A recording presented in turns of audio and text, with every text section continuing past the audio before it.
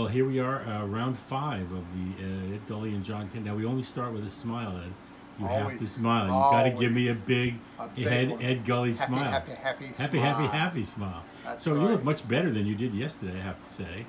And that's good. And I'm having a better day. Last night was one of those hard ones. Yeah, and it's not a straight line, is it? No. Oh, but I feel damn good today. I got my head back on straight. You look handsome again. I wanted to talk to you a little bit today, if you will. We were talking about this legacy idea. You mentioned to me yesterday that you want there to be gullies on this farm forever, and that you've said to your family a couple of times, you hope to see cows here. You want to see cows here when you return and harass them in the future, which we know you'll do.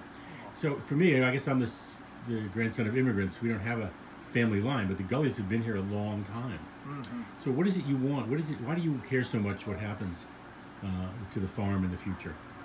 I think it goes back simply to the fact that we've used gravel and other things, land related, to be able to continue. And so I feel that tied to Mother Nature. She has given us a wood lot way up and back where for years we got wood to heat the house, we got maple syrup, we got all these things. And I just think that sometimes we miss and we think we're going to change things and for the better. And I look at it, 3-4 generations of Gullies have been able to make enough milk, sell enough gravel, and a few other odds and ends things to continue to live on this land, always pay the taxes on it, build some decent houses. I mean, we don't have mansions, but they're actually pretty good houses. And you know every inch of the land and you've taken care of it.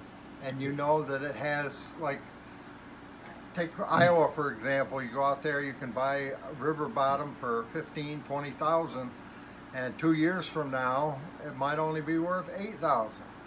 This, even though it's not the greatest land in the world, has always kept a pretty decent level value to it. And but the farmer's life is so hard. I think when I talk to you, I always think of Wendell Berry, who writes about all the different things that a farmer has to be. You have to know the land, you have to know money, you have to know machines, and it's hard. It's a really hard life. You never make any money, you never have any money, you don't have any prospect of making any money, and farmers are going under left and right. They're handing out suicide pamphlets with milk. It's more So what is it? What is it that? It's like a lifestyle. You tune into, I can make a living. That's all I need to make. I need to make a living. I don't have to have a new car every 3 years. I don't have to put new shades on my windows. There's certain things you don't really have to do. And that I think is what a farm is more like. You will be able to, if you use your cards right, when you do need new septic tank, you're going to be able to do it. You're going to have the know where to get the material, know how to do the work yourself, know how to beg, borrow, and steal from Isn't friends. that part of the pull, is that you learn so many different things about land and animals and cows and milking and tractors and machinery? You do it all yourself. Yeah. And there's some pull to that. Because I look at it sometimes and I think, why on earth would anybody want to do it? Yeah. Let alone, why would you want your kids to do it? And I put it up against, I would rather do it this way, where I think I have some control. You don't have control of anything. Or do I want to go over to Daly's and say I need a septic tank, and they're going to throw a price at me? There's no negotiation, there's no this, there's no that. Whereas coming from my side of the street, I don't necessarily have to go to Daly's. I can try other people besides. And there are other ways of making a septic tank besides buying it off the open market. And you know what they are. Yeah. And so why do you want your kids to do it forever? Why do you want this to be Gully Lane forever? I think they will get much more out of it, be much more rewarding to them. And the other thing that maybe doesn't make sense to everybody, but now knowing generations of Gullies, they will be there for each other. I think when we start having... In the same way they're there for you now. Yes. I think if you stay kind of focused on the family farm type of lifestyle, you have that connection. But isn't it kind of hopeless? I mean, as long as I've known you, you've been talking about how farmers... Oh, I think it's bad, but I still think if I was given any way, shape, or manner to raise a family, I would do it this way. I think And no regrets about that. no, none whatsoever. The value, the family value, the true family value is there.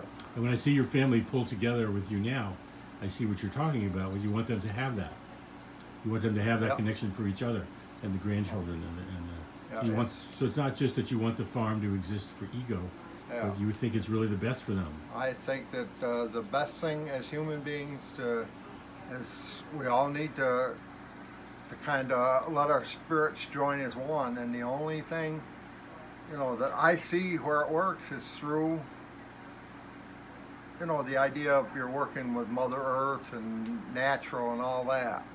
So as you're sitting here approaching this moment in your life, which you sort of think is eventually going to end to your death, what is it you most want them to do? You want them to just be here and keep this farm going? I would love to see them, the Gully kids, all the generations down there, right straight through, slowly move in and be part of the upper echelon and try to keep a small dairy. I don't want them to, because I think we've got real nice brown Swiss cows in concert. You've worked hard on them your whole life. In concert with using the natural that's here. And the biggest natural we have right here is gravel. But we also have a lot of water around us. So if we can't really do it completely with the gravel, we've actually got a second subsidy. So we were even blessed even more. So what you really want is for this to continue. Yes. You want your family, you want there to be gullies here forever. Yep. And as you've threatened to do, when you come back, you look at us, you want to see cows here. I want to see my brown Swiss. I want to see them working with Mother Nature in this water and everything that's around them. And what if they don't want to do that? What if they don't want that? If they don't, so be it. But I'm trying to put it out there as honest as I can that is their best option. It really That's is. what you really think is the best for them, and for nature and the land and everything. Yeah, because of the type of land you're on. The milk market alone. I'm sorry, but I'll put my word against everybody. All these people that just keep increasing their milk markets are falling down one right after another. So you have a good different perspective for your kids. You're giving them some tools. Yeah. All right. Well, we're out of time there, but that's a really good thing to talk about. What it is you want now, what it is you're thinking of for them, and you've given a great explanation of the pull of the family farm and what it means and why it's important. So, all right. So I'm going to cut you off now. But can I get a smile again? Yes, I have you to can. tell you I love you. Did I get you to smile for me? I love you too, man. I'll be back here tomorrow. You better be here. All right, I'll be here. Kick your ass. All right.